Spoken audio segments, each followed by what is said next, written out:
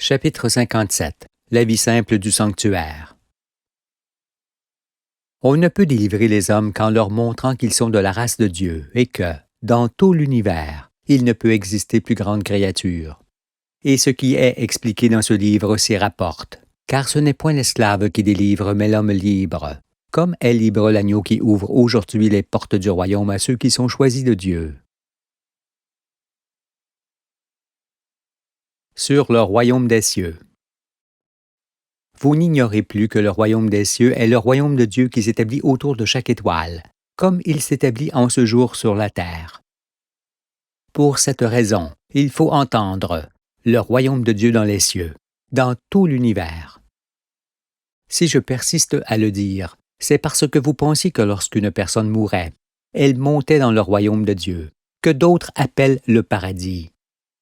Si cela était, les morts monteraient dans des mondes appartenant à d'autres. Cessez plutôt d'être des nourrissons et pensez à ce que nous avons déjà dit. C'est-à-dire que si vous prenez part à la résurrection qui s'opère aujourd'hui, votre âme restera sur la terre dans l'inconscience du temps qui passe, et qu'elle retrouvera un corps de chair autant de fois qu'il y aura de changements solaires. Vous resterez ainsi dans le royaume des cieux, qui est le royaume des anges, existant tout au long de la grande spirale de la vie. L'Esprit Saint vous est donné pour que vous vous en pénétriez. Puisque Dieu vous a fait l'honneur de vous appeler chacun dans le monde des vivants, au milieu des beautés et des perfections qu'il a créées, vous le louerez et lui exprimerez votre gratitude en toutes circonstances.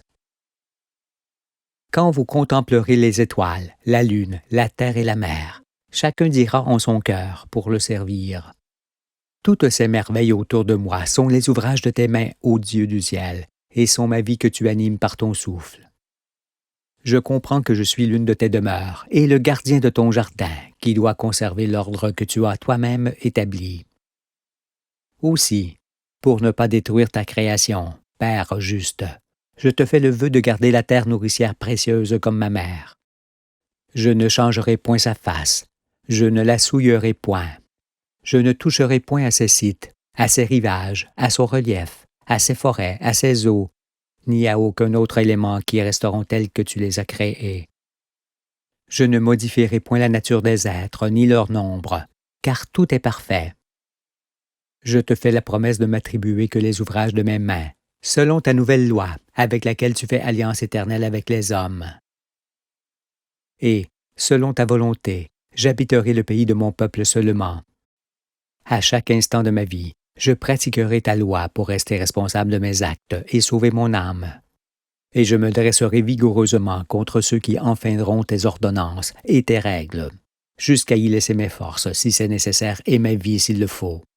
Je conduirai mes enfants sur tes sentiers, Père juste, et leur enseignerai tes préceptes tant que tu me donneras souffle de vie. Si donc votre désir est de marcher avec Dieu, et de ne plus jamais vous confier en l'homme, ni de détenir aucun pouvoir sur vos frères et sœurs comme la loi le commande, et que vous vous engagez à habiter seulement le pays de votre peuple. Sachez que vous êtes pour toujours délivrés des puissances du mal et que le nombre de vos jours sera grand. Vous irez dans le royaume où les bénédictions du Père ne vous seront jamais retirées, et votre maison sera féconde et prospère. Les joies de votre bonheur ne tariront pas, car Dieu aime ceux qui le servent. Il leur donne de la vigueur et ne les récompense point avec mesure. L'Écriture le mentionne. C'est le Dieu d'éternité, l'Éternel, qui crée les extrémités de la terre. Il ne se fatigue point, il ne se lasse point. On ne peut sonder son intelligence. Il donne de la force à celui qui est fatigué, et il augmente la vigueur de celui qui tombe en défaillance. Les adolescents se fatiguent et se lassent, et les jeunes hommes chancellent. Mais ceux qui se confient en l'Éternel renouvellent leur force. Ils prennent le vol comme les aigles. Ils courent et ne se lassent point. Ils marchent et ne se fatiguent point.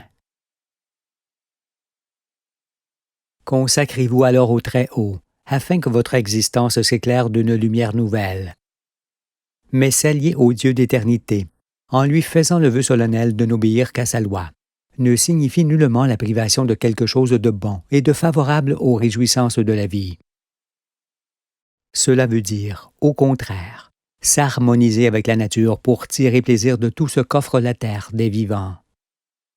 Pour ces raisons, et parce qu'il donne un corps de chair pour qu'on le regarde, touche et prenne toutes les bonnes choses de l'existence, le Père rejette les sacrifices personnels et les offrandes qui lui sont faites et abobine ceux qui se flagellent, se frappent et se déchirent la chair pour attirer ses regards. Car ce n'est point pour de telles démences qu'il crée les hommes, mais pour qu'il rassasie leur âme dans la joie.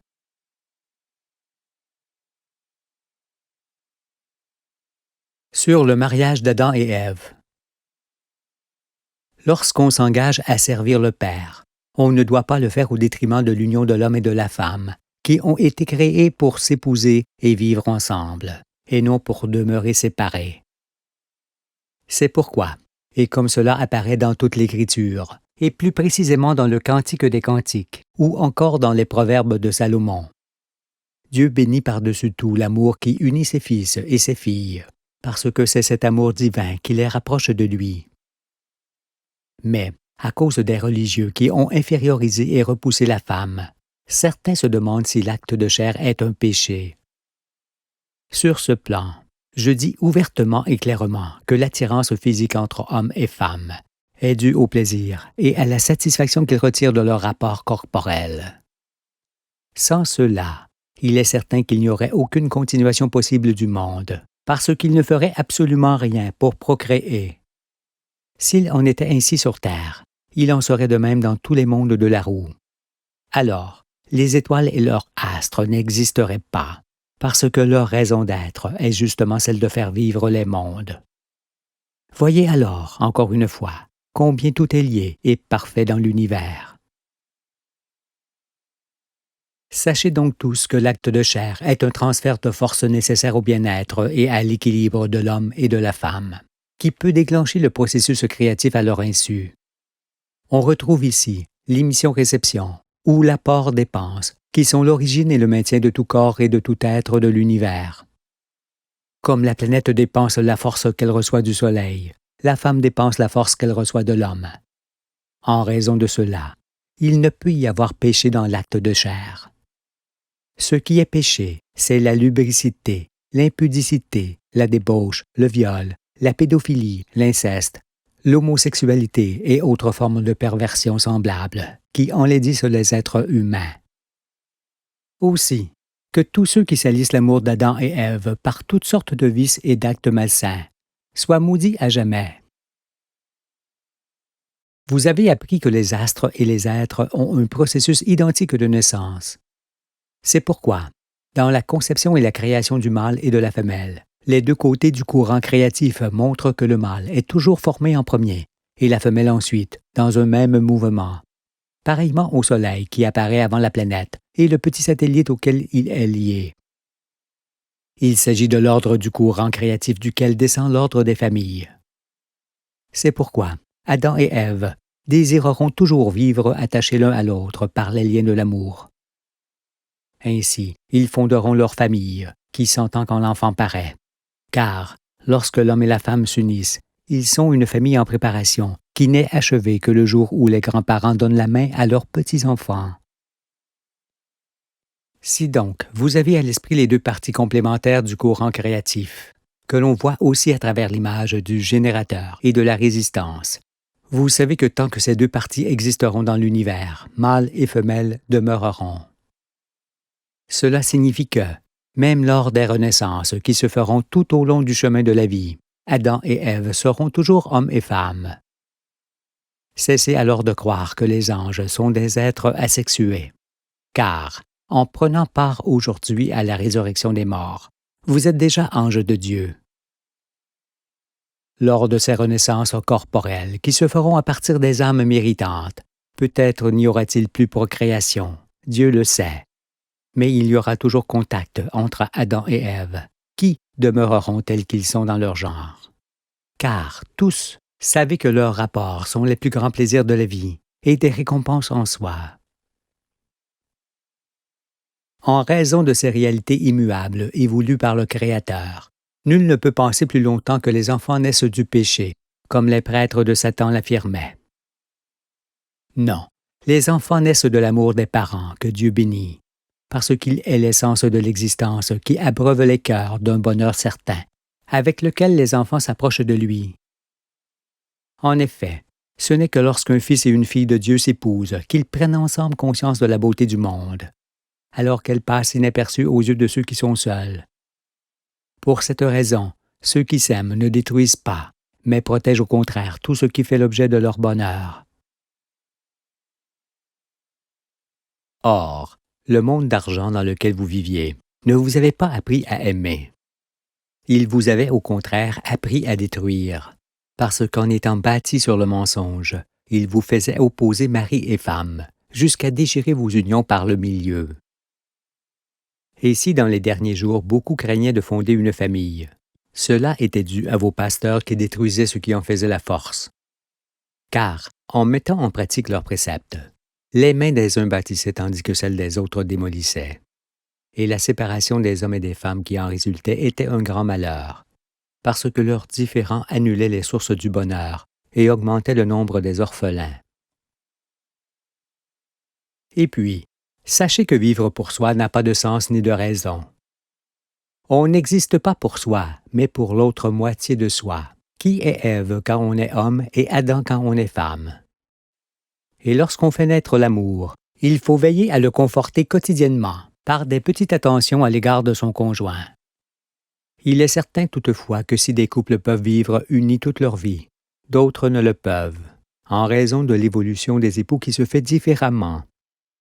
Dans ce cas, il vaut mieux divorcer que de commettre l'adultère, car si la violation de la fidélité détruit les conjoints, elle détruit aussi le cœur des enfants qui craignent ensuite de fonder une famille à leur tour. C'est pour tout cela que Dieu réprime fortement l'adultère et qu'il hait la répudiation, surtout qu'on ne peut faire souffrir impunément des êtres innocents. Certes, si l'amour entre homme et femme était facile, il ne vaudrait pas d'être vécu. Mais pour que le mariage soit heureux et durable, il est préférable d'épouser la femme de sa jeunesse, parce qu'en évoluant dans le même sens, en étant encore malléable, on s'accorde mieux que si l'on s'épouse en étant plus âgé et immuable. De plus, l'union d'Adam et Ève doit s'effectuer librement pour qu'il y ait fidélité ensuite. C'est pourquoi, dans le royaume, il ne s'agit plus de mariage comme se faisaient les mariages traditionnels dans le monde des ténèbres, mais des attaches non feintes qui lient un homme et une femme, en faisant d'eux une seule chair. Seul Dieu rapproche et unit ses enfants. Par conséquent, vous devrez abandonner vos anciennes traditions sur le mariage, car ceux qui mariaient les jeunes gens, en faisant de cet usage une source de profit, ne firent que des simulacres pour leur vendre Dieu, et le droit de vivre avec la personne de leur choix. Ainsi, de votre naissance, qui était pour eux une source de profit, jusqu'à votre mariage et à votre mort, qui en était d'autres, ils ne vous lâchaient point. Ils décidaient de tout à votre place, et s'il était possible, jusqu'au nombre de vos enfants. Vous appartenez à Dieu et non à ceux qui tiraient profit des hommes. C'est d'ailleurs pour ces raisons, et parce qu'il est difficile de fonder une famille dans un tel monde où tout s'y oppose, que Jésus dit qu'à la résurrection les hommes ne prendront point de femmes, ni les femmes de mari. Cela signifie que désormais, il n'y aura plus de mariage tel que ceux que vous pratiquez, mais uniquement des unions libres faites devant l'Éternel et selon sa loi.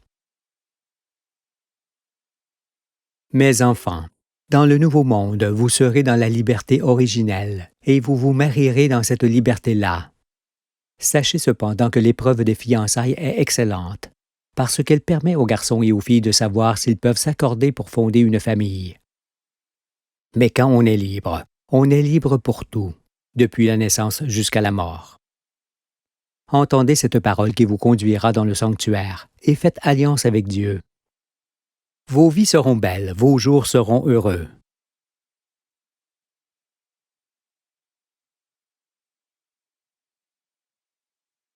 Sur l'éducation des parents. Il convient aussi de savoir qu'Adam et Ève ne donnent nullement la vie, ni à leur enfant ni à leur œuvre. Quand Adam féconde Ève et qu'elle enfante, c'est grâce au Père et non à eux-mêmes qu'un petit enfant vient au monde. Serait-il Dieu pour donner la vie? On remarque cependant qu'au sein de la création, plus un être est complexe, plus il a besoin d'assistance après sa naissance. Il lui faut en effet du temps pour développer ses facultés et s'ouvrir sur toutes les choses auxquelles il sera confronté. Par conséquent, l'homme, qui est le plus complexe de tous les êtres que Dieu a créés, a besoin de la plus grande et plus longue assistance qu'un père et une mère puissent donner. De plus, en ayant besoin d'affection depuis son plus jeune âge, l'enfant ne doit pas être élevé sans que ses parents soient épris l'un de l'autre, car l'amour qui les unit se portera sur lui. Né de cet amour, il en fait la nourriture de son cœur et son refuge. Sachez alors que l'affection des parents est l'origine de la force mentale d'un enfant et que, s'il en est privé, il sera déséquilibré, avec tous les risques que cela comporte pour sa santé. Veillez donc à être unis avant de mettre un enfant au monde. N'agissez pas comme ces femmes déçues qui veulent élever seules leur enfant, parce qu'elles ne comprennent pas qu'un enfant a besoin des yeux et de l'affection de son père et de sa mère pour discerner le bien du mal et rester équilibré. Seuls les animaux peuvent être élevés en dehors des notions du masculin et du féminin, parce qu'ils n'ont pas les mêmes facultés à développer, ni les mêmes risques de se perdre en grandissant. Ne serait-ce que pour ces raisons, Adam et Ève ont besoin d'être circoncis, éduqués, unis et entièrement libres pour montrer l'exemple et transmettre le meilleur d'eux-mêmes à leur progéniture, qui, à leur tour, transmettront à leurs enfants ce qu'ils ont reçu. S'il n'en était pas ainsi, il y aurait forcément régression et dégénérescence, parce que l'ascendance, l'amour, le milieu, l'éducation et la liberté sont les facteurs essentiels au bon développement de tout être vivant.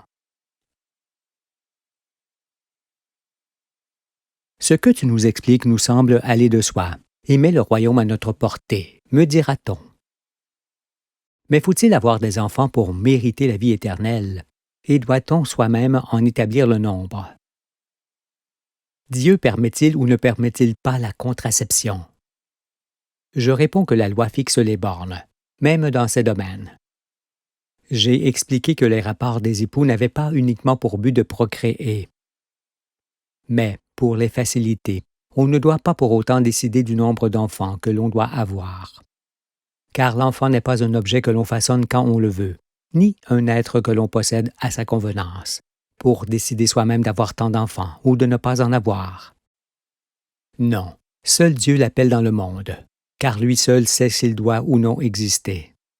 C'est pourquoi il ne vous demande pas d'avoir un nombre d'enfants déterminé, ni ne vous oblige à procréer pour mériter la vie éternelle.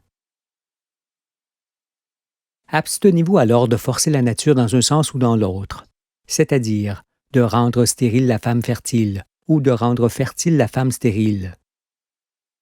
Néanmoins, vous pouvez avoir recours à des moyens de contraception simples et temporaires qui n'affectent nullement la santé, comme, par exemple, l'abstinence passagère. La circoncision de votre cœur vous dira toujours ce que doivent être vos comportements à l'égard de la vie. Mais veillez à ne pas faire de l'acte de chair la raison principale de votre existence. Sinon, en devenant esclave de vos désirs, vous perdriez votre âme.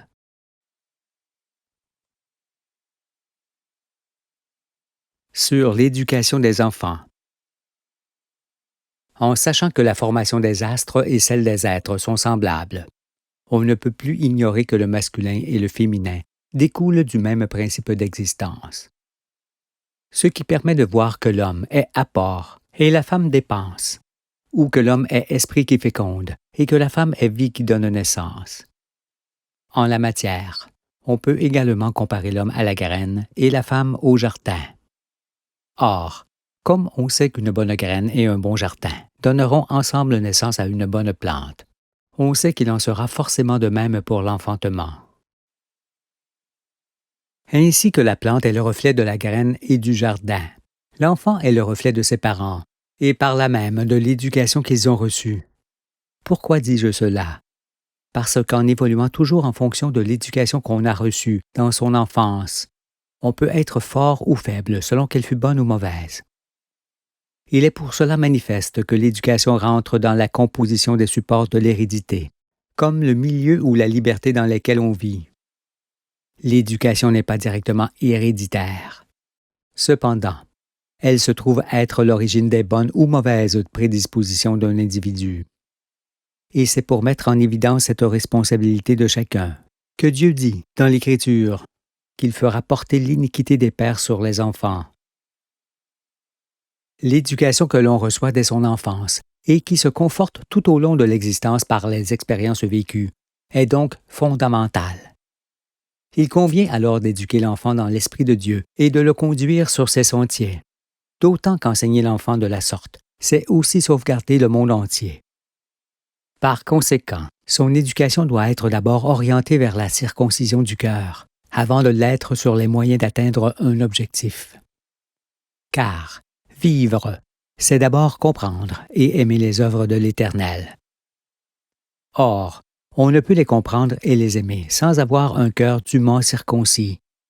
L'humanité ne peut donc être achevée qu'au soir du monde, qu'au jour où elle atteint la connaissance et comprend l'importance de la circoncision du cœur.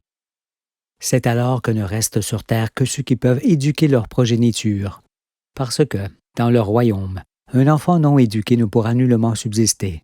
Il succombera à la loi.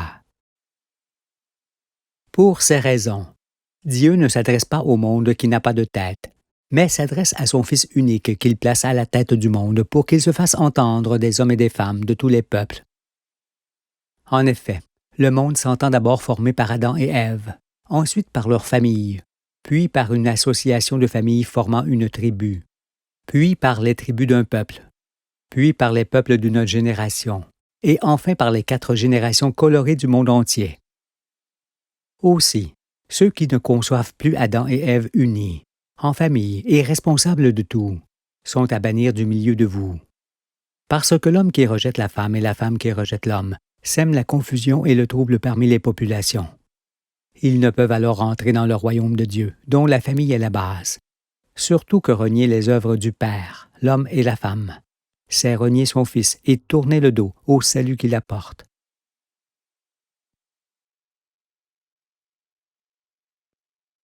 Sur la saine conception de l'existence. Par ailleurs, et pour être d'une constitution robuste, les nouveau-nés doivent être élevés au lait maternel et non avec du lait d'animaux, car ils ne sont pas des animaux. Ils seront ainsi protégés de certaines maladies, et leur mère de même. De plus, pour qu'un très grand nombre d'autres maladies disparaissent du milieu de vous, convenez tous qu'en éliminant de votre quotidien le sucre, l'alcool, le tabac et autres plantes toxiques, ainsi que le porc domestique avec les produits que l'on en tire, vous éliminerez la plus grande partie de celles qui vous frappent. Avec vos médecins, énumérez les dérèglements, les maladies et les morts ayant ces produits pour origine. Et vous serez stupéfait par leur nombre et le désastre que cela occasionne dans les peuples. Aussi, pour en perdre le goût et ne plus être tenté d'en consommer, je vous conseille fortement de ne plus jamais extraire le sucre et l'alcool des végétaux, et de ne plus cultiver les plantes que l'on fume et celles desquelles on extrait des produits toxiques. Parce que la meilleure façon de soigner, c'est d'abord d'empêcher la venue de ce qui provoque des maladies. C'est pourquoi vous vous abstiendrez aussi d'élever des porcs, car leur chair est probablement la plus malsaine que l'on puisse trouver. Comme on ne peut se nourrir de toutes sortes de végétaux, on ne peut se nourrir de toutes sortes d'animaux. C'est pour cela que Moïse énumère dans le Deutéronome les animaux que l'on peut manger ou qu'on ne doit pas manger. Et puis sachez que moins on mange de graisse et de chair animale, plus on augmente le nombre de ses jours. D'autre part, on ne doit se nourrir que des bêtes que l'on tue soi-même. Sinon, on ne peut avoir du respect pour leur vie, pour leur nombre et pour leur race. Et vous vous garderez bien de tuer celles qui vous assistent quotidiennement, ainsi que l'ensemble des animaux familiers, car c'est aussi une question de cœur et de dignité. Comprenez-vous par ailleurs que les bêtes qu'on élève dégénèrent au fil des ans. Privées de leur liberté, de la nature, de leur nourriture originelle et de leurs prédateurs qui les maintiennent en bonne santé, elles ne peuvent que régresser. À cause de cela, les bêtes d'élevage, qui paraissent belles en raison des sélections continuelles que les hommes ont opérées sur elles, pour qu'elles soient toujours d'un meilleur rapport, sont en vérité des bêtes qui ont depuis longtemps perdu leur qualité, notamment nutritive. C'est pourquoi Dieu vous commande aujourd'hui de faire retourner à l'état sauvage tous les animaux que vous éleviez. Qu'il s'agisse de menus ou de gros bétail, ou de bêtes de basse-cour, tous doivent réintégrer la campagne, les pâturages, les landes, les forêts et les lieux humides pour retrouver leur liberté et leur état naturel. C'est alors que vous pourrez les chasser pour vous nourrir, en veillant encore une fois à ne manger que ceux que vous aurez vous-même abattus. Étant seulement au commencement du chemin de la vie, on ne peut continuer d'élever des espèces qui ont déjà perdu les qualités de leur race à cause de l'exploitation abusive qui en a été faite. C'est donc l'ensemble de ce dont on se nourrit qui doit retourner à l'état sauvage pour servir de réserve éternelle. Les bêtes, assurément, mais aussi l'ensemble des céréales, des légumes, des tubercules, des plantes potagères, des fruits et autres espèces de végétaux. Après quoi, on pourra prélever des spécimens pour les élever et les cultiver, avant d'en changer à nouveau. On ne peut effectivement sélectionner à l'infini des spécimens de chaque espèce en fonction des critères que l'on établit soi-même, parce qu'il n'y a pas mieux pour dénaturer ce dont on se nourrit. Les gènes sont les reflets de l'état du monde. C'est pourquoi seule l'interdépendance des éléments de la création est en mesure de garder ce qui doit l'être et d'ôter ce qui ne doit point exister. Forgez-vous alors un nouvel esprit plus proche des réalités, car tout ce que Dieu crée est parfait. En raison de quoi, vous ne laisserez point vivre ceux qui tenteront encore de modifier les organismes par toutes sortes de manipulations d'éléments du chromosome, parce qu'ils ne sont point les créateurs des créatures pour modifier leur nature et celle du monde entier. Dorénavant, dans le sanctuaire, vous devrez recourir à des méthodes plus naturelles que celles que vous employez dans ce monde pressé. Pour vous nourrir et éviter la maladie qui vous emporterait, vous rechercherez toujours la nourriture la plus simple et la plus digeste. En ce sens, vous éviterez les plats richement cuisinés et vous vous abstiendrez de consommer le sang des animaux. D'autre part, vous devrez manger seulement des produits frais ou des produits que vous conserverez vous-même à l'état naturel dans votre cité. Sur ce point, sachez que le fait de congeler les aliments pour les conserver indéfiniment est une contrainte inutile et un désastre pour la qualité, comme l'est aussi ceux que l'on conserve artificiellement avec des produits chimiques. Ces façons de conserver et de distribuer les aliments n'appartiennent qu'au monde de folie qui s'achève. Mais d'aucune manière, vous ne les reproduirez dans le sanctuaire, où vous consacrerez tout votre temps à préparer vous-même ce que vous consommerez. Vous reviendrez alors à des méthodes simples. Par exemple, vous garderez le vin dans des tonneaux, les céréales et l'huile dans des jarres, les autres denrées dans des pots de terre émaillés ou dans des récipients de verre dépourvus d'air et dûment fermés, car il n'y a pas mieux pour préserver leur qualité. Avec ce même esprit, vous confectionnerez vos vêtements avec des matières naturelles que vous teindrez dans les coloris dégradés de la nature. Et vos maisons seront pareillement bâties avec les matériaux locaux. Ainsi, avec cette vie naturelle et simple, vous garderez le sommeil paisible de votre enfance. Vous serez alors en bonne santé et heureux d'évoluer sur la terre avec laquelle vous vous confondrez.